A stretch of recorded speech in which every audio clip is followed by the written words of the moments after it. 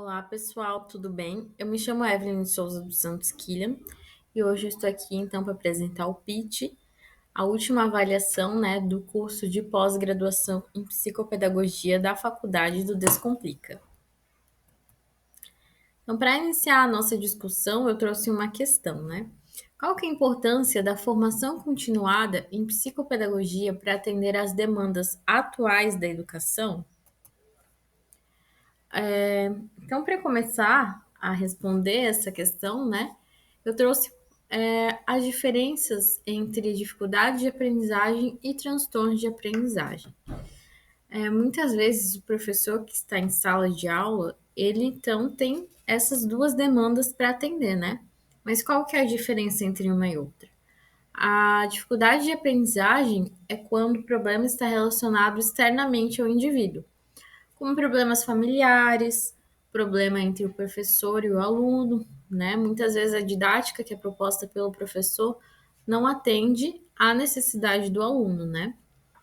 Outra coisa também seria a falta de estrutura e materiais adequados, principalmente ali na pandemia, né, da Covid, a gente pôde ver várias crianças que apresentaram dificuldade de aprendizagem por conta de não ter uma internet de qualidade, não ter um computador.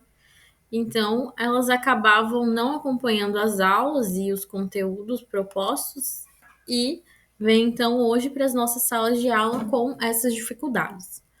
Já o transtorno de aprendizagem seria algo que vem do próprio indivíduo, né, do seu desenvolvimento do seu cérebro. Então, seria a dislexia, a descalculia, a disgrafia, transtorno de déficit de atenção e hiperatividade, né, mais conhecido como TDAH.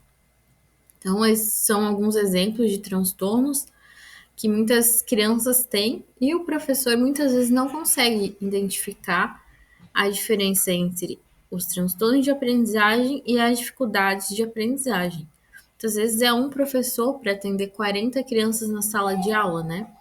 Então é um problema que é enfrentado em muitas regiões do Brasil e o professor fica ali, né, sem uma base, sem alguém para auxiliar. Então, o psicopedagogo, principalmente o institucional, teria esse papel, né, de auxiliá-lo, como é que ele vai lidar com essas dificuldades, com esses transtornos. Já o psicopedagogo clínico atenderia separadamente aquela criança, né, no contraturno, pegaria a criança, faria uma avaliação, a intervenção e depois uma devolutiva, né, para a família.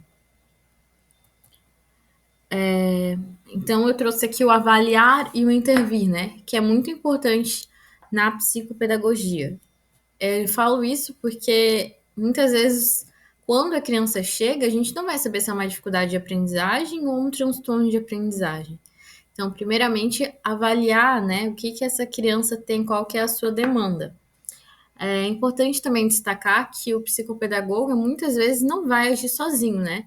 Muitas vezes precisa de um profissional como psicólogo, como fonoaudiólogo, para auxiliar a melhora dessa criança até atingir o ponto necessário, né? Atingir a, a melhora daquela demanda que a criança vem apresentando.